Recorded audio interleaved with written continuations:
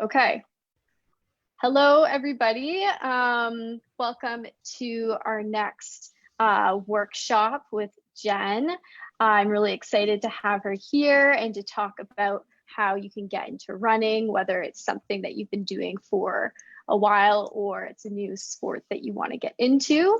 I'm Lainey from the Toronto Vegetarian Association. I am the Festival and Events Coordinator.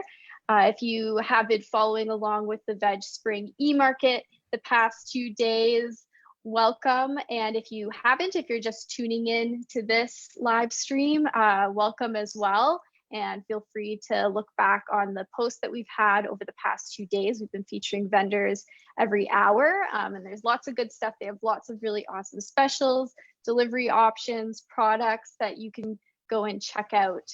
So last thing, so if you want to continue to support the TVA as a member or to donate, you can visit www.veg.ca /donate if you're looking to donate.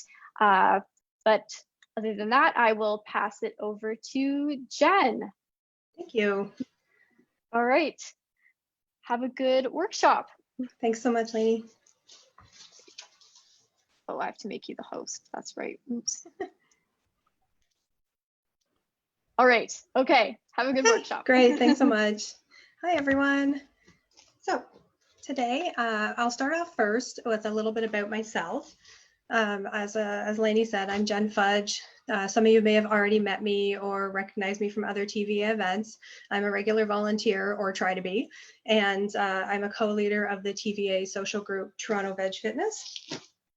And maybe if you follow me on any social media, you've also seen me posting about running related things and reviews for Trek and Run.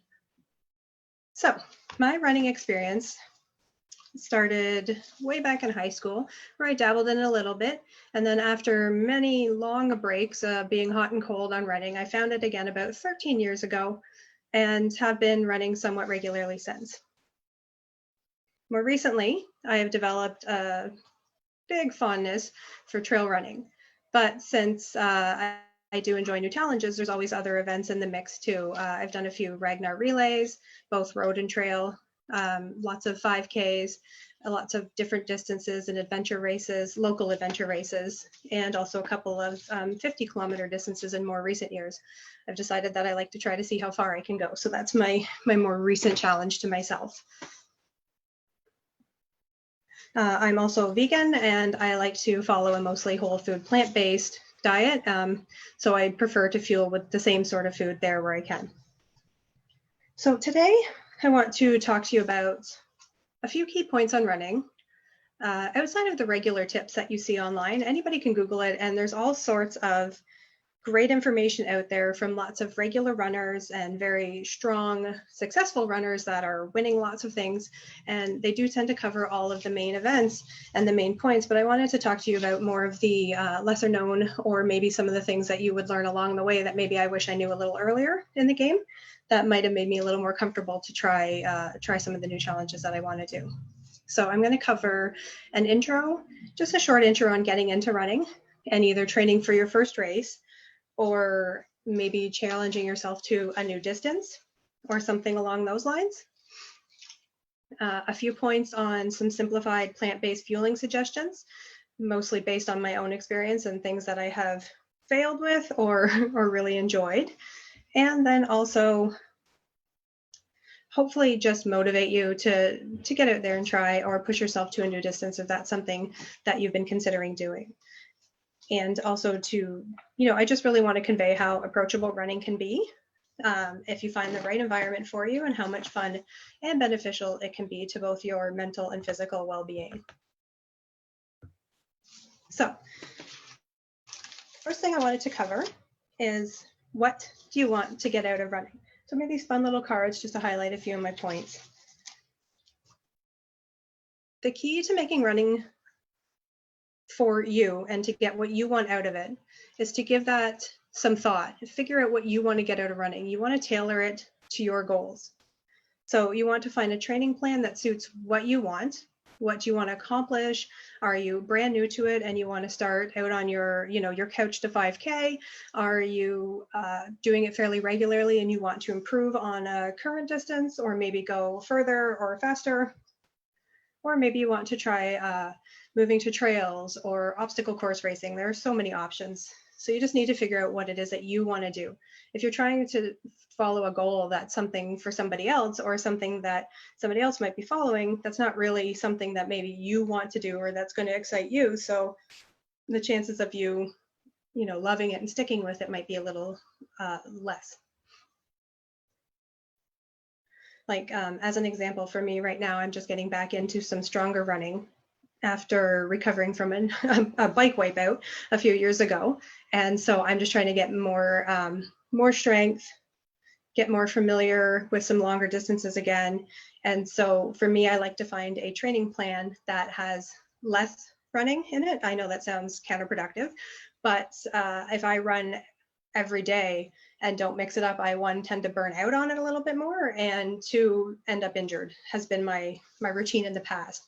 So I like to focus more on strength and cross training, particularly cycling. That's one of my favorite things to do, and some strength training in there as well to keep me stronger for the running, and to also just mix it up and add some variety.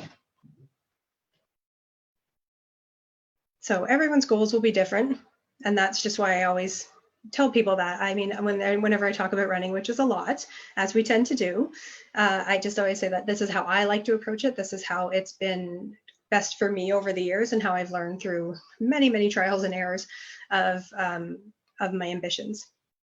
Some of my favorite training plans, if you're looking for resources, although there are loads of them out there and there are so many good ones, you just have to filter through what you want to do and how it suits your schedule. But a couple of my regular go-tos is Coach Jenny Hadfield. She has quite a few free training plans on her website, from beginner to intermediate to advanced. And like I'm reviewing her 50K one, and I think I might use it as an addition to the No Meat Athlete, which is my other favorite resource for some training routines. And I'm kind of making a combination of the two. Once we can get back to a more regular lifestyle, and I can be out in the world for longer periods of time to complete the longer runs that I need to do to train for another 50K. So, and one other thing that people don't really talk about is, don't be afraid to say running's not for you. I know that also doesn't seem like it goes with a talk on running, but if you try it and you don't like it, and you find that maybe more of your running adventures are in a negative aspect, and your love-hate relationship with it does not fall on the positive side, maybe it's not the right movement for you, and maybe you should try other things that might lead you to something that you absolutely love and look forward to. I'm not going to say that every time I go out for a run I'm completely head over heels in it, but more often than not, I truly enjoy it, and it's something that brings me a lot of happiness and excitement. So to me, that's how I know that it's something I want to keep doing and to try different aspects of. So another point I wanted to bring up would be that no one body type or current fitness level determines your athletic potential. I think sometimes we get hung up on a certain mindset, or you have to be in a certain position already to be able to start running. And if you do not have any health issues that may make running a risk to your well-being, and if this might be you, please see a professional to make sure that you're good to get going. But if not, and you want to try it, just go try it. Many different body types run well. They can run strong, they run far. I mean, I've seen it, I've had that experience myself, and I have met so many runners from different backgrounds and starting points and sizes and shapes. And I just think that don't let that deter you from starting. And in addition to that, don't be afraid to challenge yourself. So similar to that, the same thing, people of varying sizes, shapes, and abilities can run all levels of distances and speeds. Do not let your mind tell you that you can't do something before you even give it a try.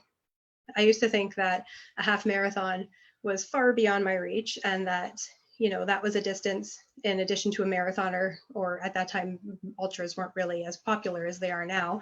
But I used to think that the marathon or the full marathon was just craziness, and nobody would ever do that unless you were being paid to do that or winning the prizes or being sponsored to do that.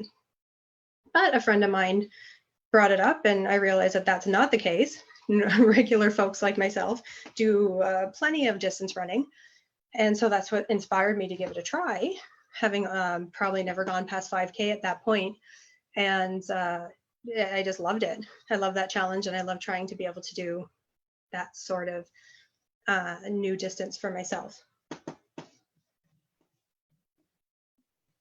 I also recently, further to what I've already said, I also recently introduced myself to trail running, which is something I had never really considered.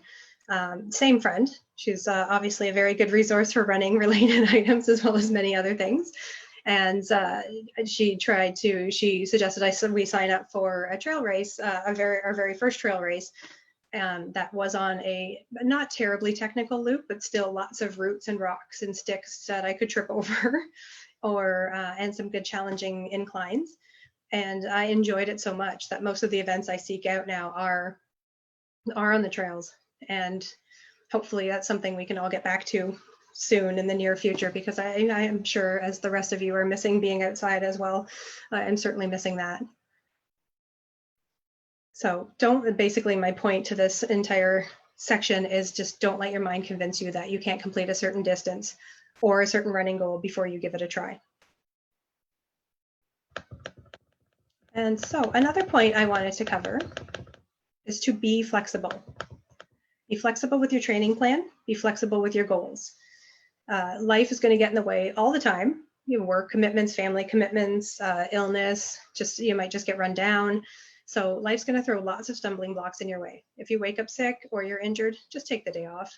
You don't have to run every day, and you don't have to hit every single point on your training plan to be successful. If you get sick and you run and you push yourself too hard, you're going to get more sick, and you're going to take longer to heal. So your body, if you can keep going, or if it's maybe just like allergies or the sniffles and you're able to sort of run through it, or if it's actual sickness and you need to shut it down. So don't be afraid to take a day off. Maybe you're lacking motivation, and maybe getting out of bed first thing in the morning is not really something that you're in love with that exact morning. So maybe the better plan there is to mix it up, and maybe you can run home from work, or maybe you can run after work. And by then you might find that you're looking forward to it or feeling super motivated. That's actually usually how mine goes. I try to plan to get up in the morning and get it done before the day gets away from me. But some mornings just aren't that great, and I don't want to go out there, or maybe it's pouring rain and I don't feel like running to work in a monsoon. And so I'll just take my stuff to work. Luckily, I live close enough that is a thing I can do when we're not all working from home. And by the end of the day, I'm very much looking forward to that run to just end the day and get on home. So, and another trick too that a lot of people use, and this is the one you'll see online a lot with the tips to get started and to get out the door, is to just promise yourself that you're going to get out there. You're going to put on your stuff. You're going to go outside. You're going to do 1 lap around the block, or 1 kilometer, or 10 minutes, whatever that specific goal might be for you, and go. And if after those 10 minutes you've had enough, shut it down and try again later. If you feel good, you might find that you feel just fine after that and you want to keep going, and that's been enough for you to sort of get past that hump and get out there and run. My partner did a running streak last November, I think, to raise funds for Movember. And, some days to keep it going, he would go out and do a single kilometer, and a kilometer run is better than no run. So that still counts, and that's still something that you can do to keep working these things into your schedule.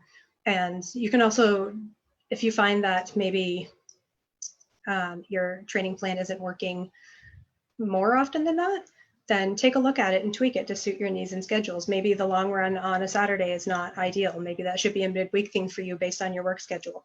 So don't be afraid to mix it up and be flexible with that schedule, and sometimes even just taking 1 week at a time and figuring out that based on certain maybe work obligations or appointments, you need to move stuff around completely and shift your week entirely. That might be the best way to go.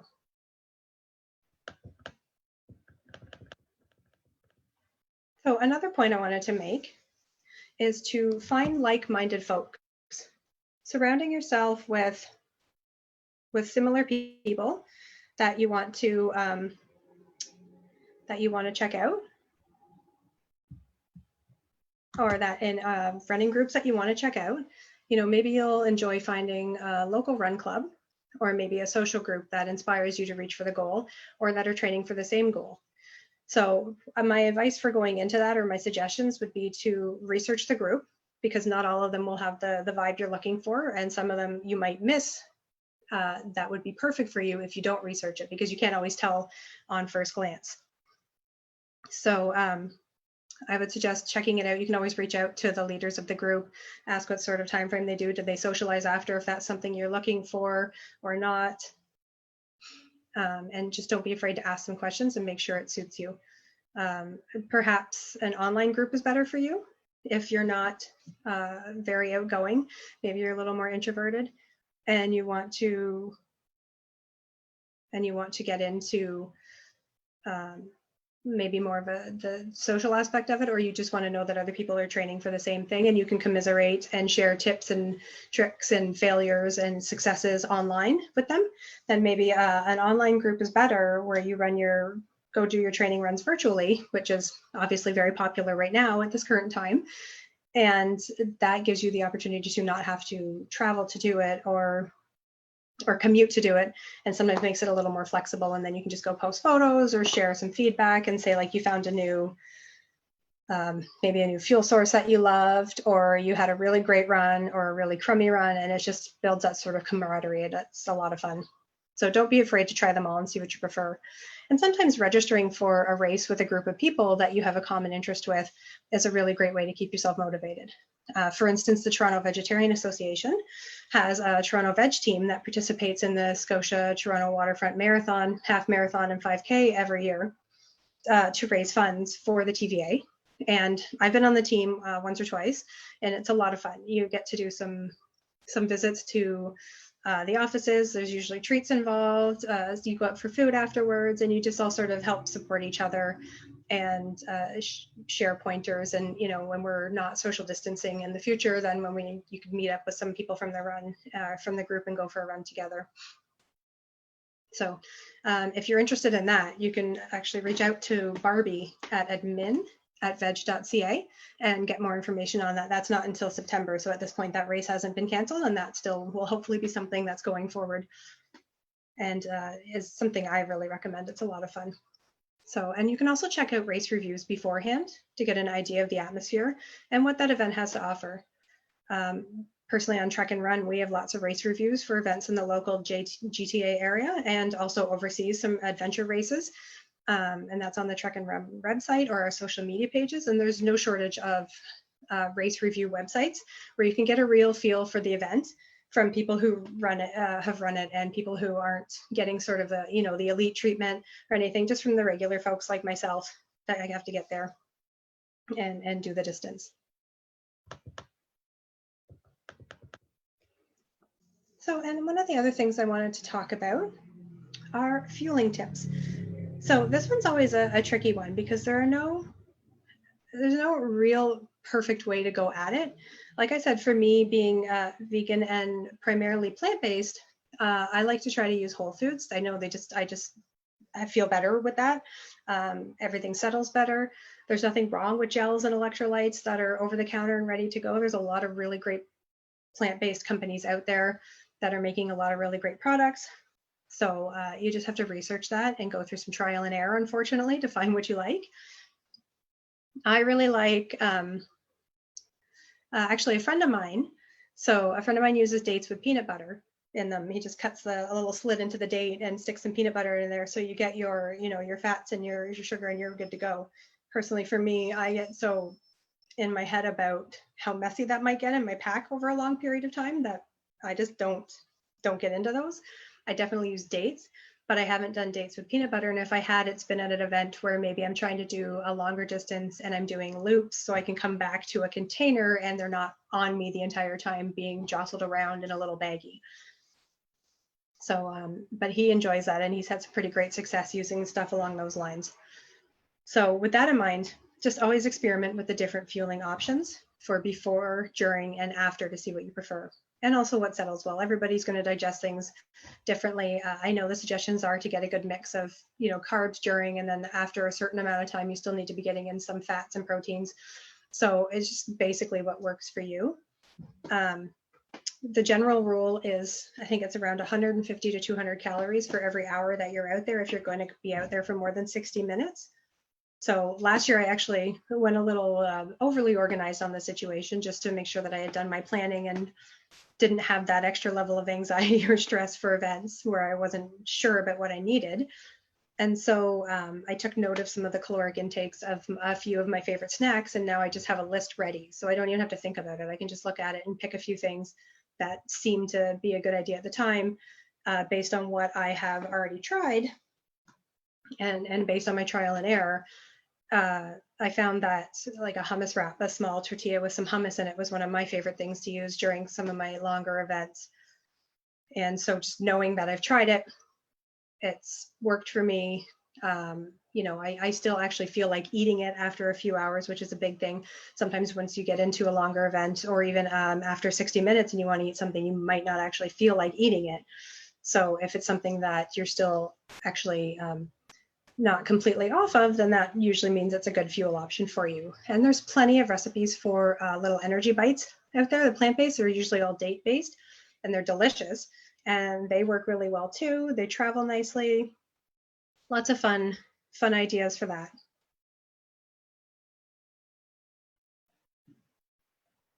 So in addition, I think that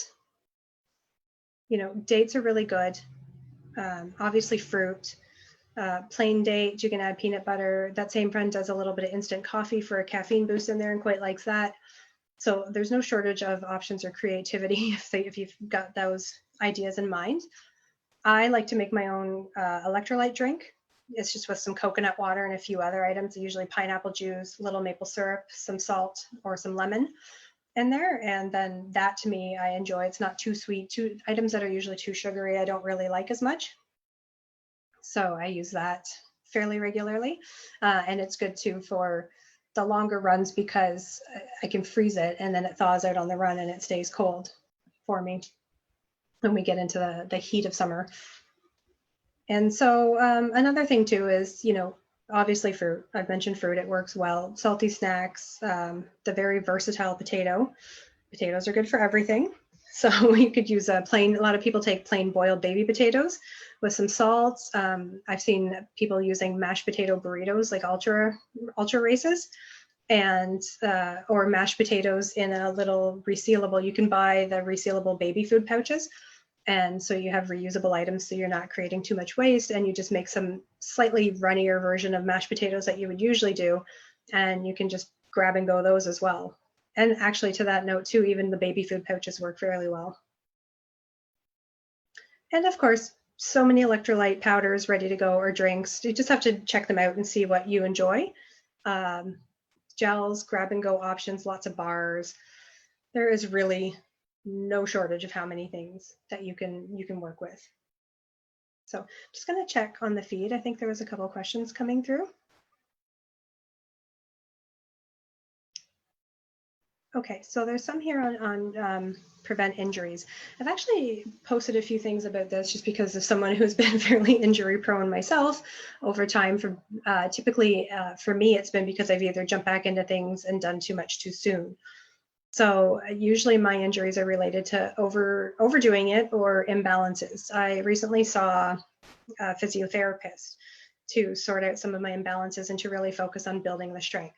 Because I had tried to do it on my own. I was doing a lot of single leg items. I was starting to sort of identify where the problems were stemming from, but without that professional and medical knowledge as my background, then because I don't have that, I could only go based on what I was learning over time. I wasn't quite getting the results I wanted to see. And I went to see a physiotherapist and had a really great experience doing that. I had a gait analysis, and I had a lot of strengthening and strength building and balance building exercises to do that. So I think mainly if you tend to get injured a lot, one, you might want to revisit some of your core setup, whether it's your shoes, your form, maybe what you're doing, how often you're doing it. You might want to take a look at that and you try to cut it back. Or I know some people have had really good success with changing up shoes. Some people maybe come back to a starter distance and rebuild. I know myself sometimes when I've come back into running and I don't want to, even though I run regularly, and maybe I've taken a few weeks off or several weeks off even, and I want to start building up to a new distance, sometimes I'll come right back to basics and start again at a beginner's level and just rebuild good, nice and slow with a nice training plan that offers a very slow increase of mileage. You shouldn't be adding, I think, more than 10% every week for your longer runs.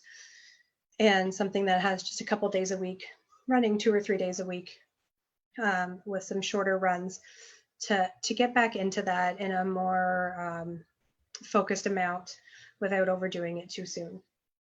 So those are usually the points I share when we get into conversations about running and running injuries.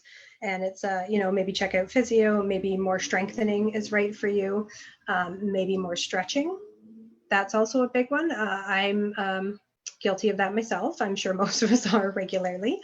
Not enough stretching. And so I've been putting more of a focus on that too, just to make sure. I tend to get a really tight IT on my right side. And so if I'm not stretching my hip, my IT, and my glutes regularly, then I am not loosening that up, and it just builds over time. And ultimately I end up just feeling strained. Luckily, I've never really had a tear or a full injury over that. It's just that it's tight and it hurts and I don't want to run. So those are my big ones, my big suggestions as far as that would go.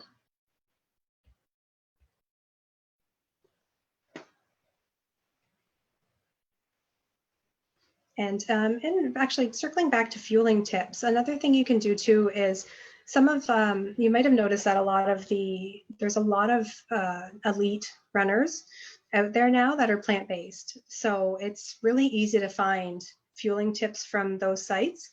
You can follow some of the runners on Instagram. There's Scott Jurek and Rich Roll. There's a few more local runners now too. And I think Rory Linklater and Phil Paramigas, if I'm saying that right, is also plant-based. And so they share some of the fuel that they use to recover post-run, pre-run. And also a friend of mine, David Wise, he's a plant-based runner and he keeps it really simple. It's really nice to see some of the food options there. I mean, I share them too. We talk about it on the Toronto Veg Fitness group. I have a few posts there where we shared some information on injury prevention and sort of fueling and getting enough protein and all of those things that, everybody always questions when you're a plant-based athlete. So you can check that out as well. And just simple is good. Don't overthink it as far as that goes. That's another thing I always like to add. It's just people tend to, I think, try to do too much. And it's really through trial and error that you're going to learn. Failures aren't a bad thing. There's something you can take away from that. And so I just, if you don't get out there and try it, then you might not know what works and what doesn't. So just don't be afraid to try those different options on the fly. Okay, so that's everything I wanted to cover. Again, if you're interested in learning more about the Toronto Veg team, just check out the website, the Toronto Vegetarian Association website. There's always information on there. If you're interested in finding a social media fitness group, we're Toronto Veg Fitness social group through the Toronto Vegetarian Association. You can find our information on the website as well, or on Facebook, Toronto Veg Fitness. And you can also reach out to Barbie at admin@veg.ca. And so don't, go check out the website, support the TVA with all the amazing things they're doing, like bringing all of us together and having this spring e-market and all of the local businesses that are featured on here with some really great products to review. I know myself, I need to get on there and do a little shopping. So, all right, I hope everybody has a great Sunday and everybody's staying safe and healthy. And thanks. Have a great day.